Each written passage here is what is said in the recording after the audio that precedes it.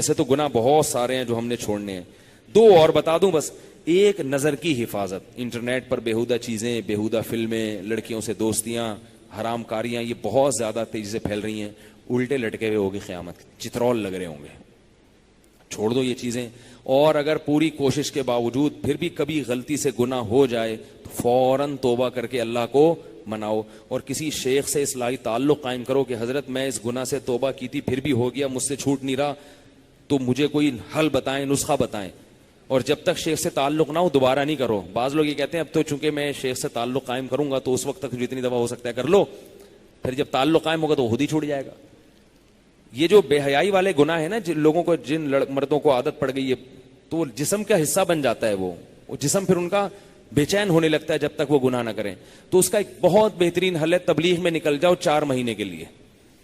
کیونکہ جیسے گناہ کرنے سے گناہ کی عادت پڑتی ہے, گناہ سے دور رہنے سے گناہ سے دور رہنے کی عادت ہو جاتی ہے.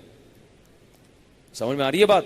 اب کسی کو ایسے برائی کی عادت پڑ گئی, بیہودہ فلمیں دیکھنے کی یا اور جو غلط کام ہو رہے ہیں آج کل, تو تبلیغ میں 4 مہینے کے لیے نکلو گے تو 4 مہینے تک وہ گناہ انشاءاللہ آپ سے, وہاں کا ماحول ایسا ہوتا ہے. تو جب 4 مہینے تک آپ کی باڈی اس کو یعنی وہ نہیں کرو گے تو باڈی اس کے کیا ہو جاتی ہے, پھر عادی ہو جاتی ہے. یہ اصول. اب دیکھو میں چائے پیتا تھا نا دن میں 3-3 4-4 کپ, چائے مجھے نہ ملے میرا دماغ خراب ہوتا تھا. میں پیدائشی چائے پیتا آ رہا ہوں. پیدائشی اس لیے کہ ہماری والدہ جو مائیں جو بچوں کو فیڈ کراتی ہیں تو وہ بھی تو چائے پی کے کراتی ہیں نا, تو کیفین دودھ کے راستے سے بچے کے پیٹ میں جاتی ہے. پی پی کے ہماری اس عمر تک ہم پہنچ گئے. اب چھوڑیں کیسے؟ چھوڑنے کا ارادہ کیا, میں نے یہی کہا کہ بھائی جیسے پینے سے پینے کی عادت پڑی ہے, چھوڑنے سے چھوڑنے کی پڑی ہے. تو میں نے کہا اب نہیں پیوں گا, ایسی کی تیسی نہیں پی. 1 دن 2 دن 3 دن دماغ بھنوٹ ہونے لگا, جو آ رہا سامنے دل زیادہ رکھ کے لگا. طلاق کا کوئی مسئلہ پوچھتا ہو گئی ہے, پھر بعد میں خیال یار نہیں ہوئی, یار وہی نہیں ہوئی, وہ اصل میں دماغ ایسا ہو گیا تھا نا. ٹھیک ہے نا, وراثت میں میرا کتنا ایسا بنتا ہے, تیرا تو بنتا ہی نہیں, تو بندہ ہی اس قابل نہیں تجھے وراثت ملے. نہیں بھائی بنتا ہے یار, اس میں میرا دماغ صحیح کام نہیں کرتا. ایسی کنڈیشن, ایسے بس سیٹنگ آؤٹ. اور جو کوئی چائے پی رہا ہے, اور میں چائے ایسے نہیں پیتا تھا یہ بیکار یہ چائے کے نام پہ جو مذاق پی رہے ہو, یہ چائے وائی نہیں ہے. چائے ہم پیتے تھے, اس کا نام تھا خاندانی. اس چائے میں ایسا ہے کہ آدھا کپ ہوتی تھی اور اس سے آپ کے 14 طبق روشن, اس میں پتی ڈال کے خوب پکاتا تھا.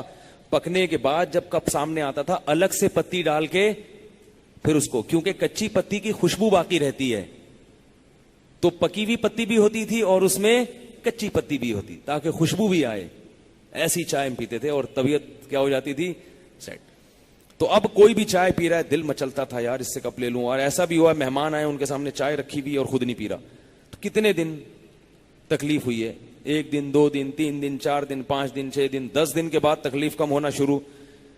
تو چائے کی 10 دن کے بعد عادت تو چھوٹ گئی, لیکن جس کو چائے پیتا دیکھتا تھا اس کی طرف طبیعت مائل ہوتی تھی کہ اس سے میں چھین لوں. 4 مہینے میں نے الحمدللہ چائے کا ایک قطرہ بھی نہیں پی. میں نے کہا کچھ بھی ہو نہیں پیوں. 4 مہینے کے بعد یہ کیفیت ہو گئی.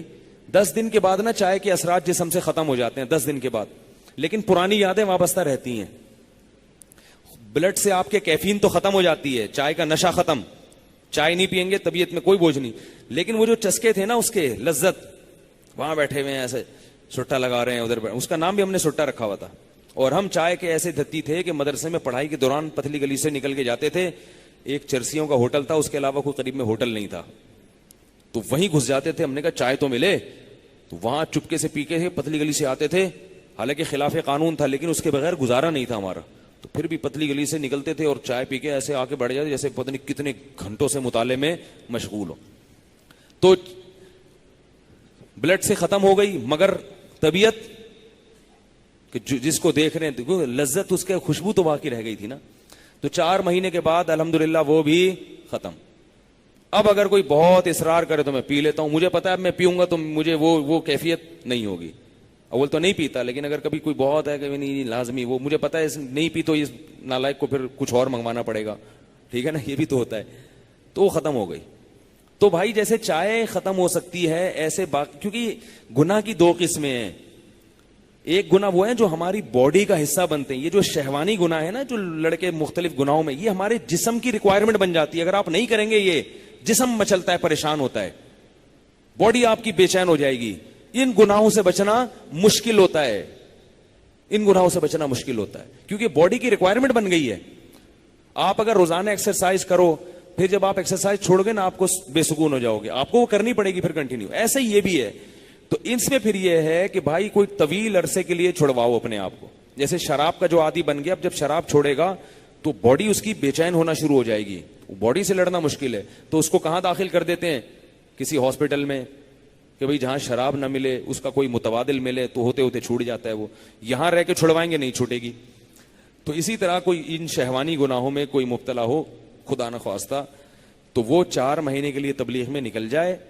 4 महीने तक जैसे हमारी चाय छूट गई थी, उसकी ये बुराई भी इंशाअल्लाह छूट जाए. और जब वापस आए, फिर जब गुनाह का दिल जैसे ही करने लगे, फिर निकल जाए 10 दिन की जमात में.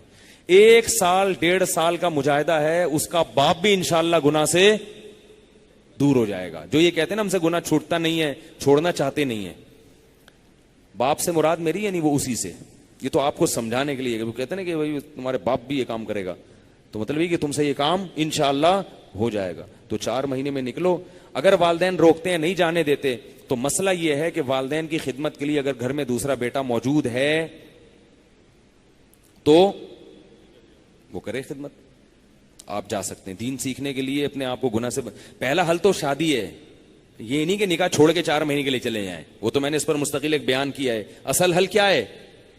निकाह है. लेकिन बाज दफा कोशिश के बावजूद रिश्ता नहीं मिल रहा होता, और दूसरा बाज दफा निकाह करके भी ये गुनाह नहीं छूट रहा होता. ऐसे भी केसेस आ रहे हैं, शादी होगी फिर भी पड़े हुए हैं, क्योंकि वो कमारेपन में इतनी लत पड़ चुकी होती है कि अब निकाह के बाद भी नहीं छूट रहा होता. उन लोगों के लिए मैं ये कह रहा हूं कि 4 महीने के लिए निकल जाओ, इंशाअल्लाह गुनाह छूट जाएगा.